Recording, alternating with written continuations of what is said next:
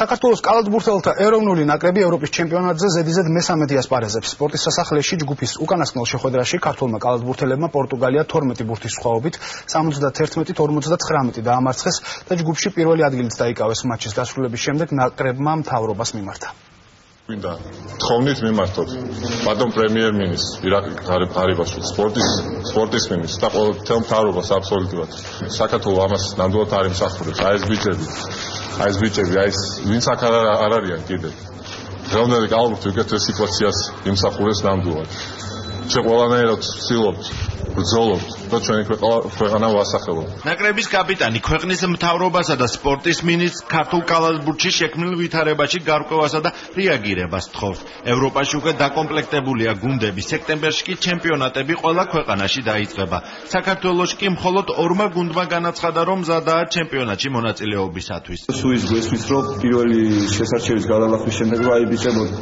ეხლა გავიდეთ და ყველაფერი მიეხედება სპორტს, ყველაფერი იქნება უკვე ეს ჩემი საზრით უკვე არასწორი მიდგომა და იმეც ვიტოვებ, რომ მთავრობა აუცილებლად რეაგირებას მოახდინს ამაზე, იმიტომ რომ ძალიან საცდაობაა, როცა ქვეყანას ყავს ესეთი ძლიერი ნაკრები და შიდა ჩემპიონატი ესეთი სუსტიც არ არის, საერთოდ არ არის დღესდღეობით. არ ვითხოვთ რაღაცა სასწაულს ისეთ რაც ევროპაში, მსოფლიოში არ ხდება.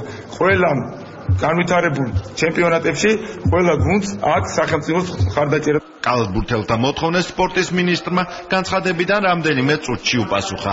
ლევან ყიფიანი ამბობს, რომ უახლოეს პერიოდში გაიმართება შეხვედრა ფედერაციის წარმომადგენლებთან. პრემიერ-მინისტრი, მთავრობის წევრები საქმის კურსში არიან ყველა იმ პრობლემებზე, რაც ხდება ჩვენთან სპორტზე, კერძოდ კალათბურთზეც ინფორმირებულები არიან. ჩვენ ყოველდღიურ რეჟიმში მუშაობთ ამ პრობლემების მოგვარებაში და იმ პრობლემებს აუცილებლად გადავჭრით. იმისთვის არსებობს ფედერაცია და სპორტის სამინისტრო, რომ საერთოდ ძალებით ეს პრობლემები დავძლიოთ და განავითაროთ საყვარელი სპორტი. ქართველმა კალათბურთელებმა კი მატჩზე დაკისრებული მოვალეობა შეასრულეს და ზედიზედ მესამედ გავიდნენ ევროპის ჩემპიონატზე. მათ პორტუგალიის ნაკრები ყველა კომპონენტში დაჭაგრეს და საბოლოოდ მეტოქე 71-59 დაამარცხეს. გუნდმა კი ეს კიდევ ერთი ლიდერის თორნიკე შენგელიას გარეშე გააკეთა, რომელიც მატჩს სათადარიქო და სკამის სიახლოვედან უყურებდა.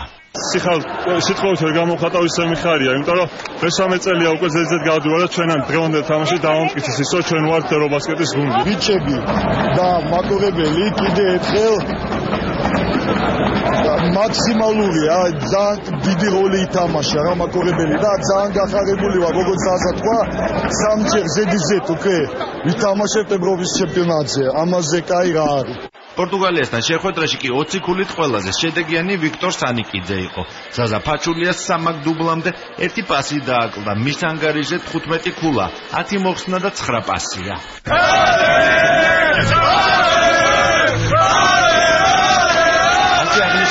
უკვე გუნდის ავტობუსში ევროპის ჩემპიონატზე მოხვედრას საქართველოს ნაკრების კალათბურთელები.